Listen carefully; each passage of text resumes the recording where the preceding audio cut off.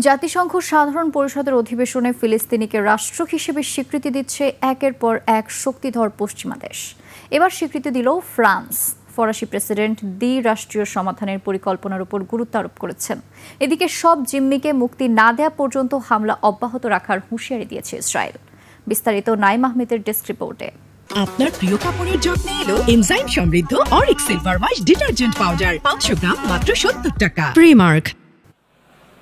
ফিলিস্তিনকে রাষ্ট্র হিসেবে নতুন করে স্বীকৃতি দেয়া পশ্চিমা দেশের তালিকা ক্রমেই বড় হচ্ছে। যুক্তরাজ্য, কানাডা, অস্ট্রেলিয়া, পর্তুগালের পর এবার স্বীকৃতি দিল জাতিসংঘ নিরাপত্তা পরিষদের স্থায়ী সদস্য দেশ France.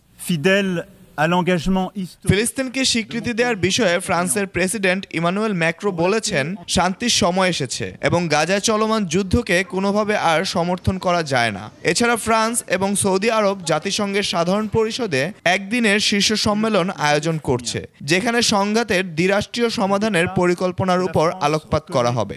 Aujourd'hui, l'État de Palestine.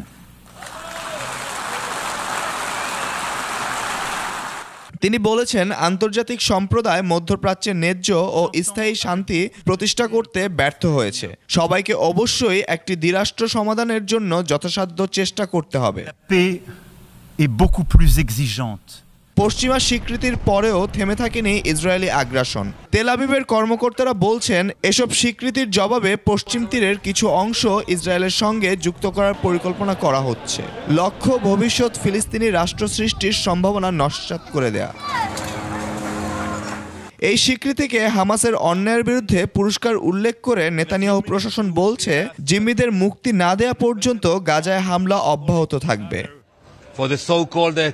এদিকে পশ্চিম তীর দখলে ইসরায়েলের পরিকল্পনার কড়া সমালোচনা করেছে যুক্তরাজ্য সহ বিভিন্ন দেশ। Bu olumsuz gelişmelerin Naim Ahmed, desk report, 21 television.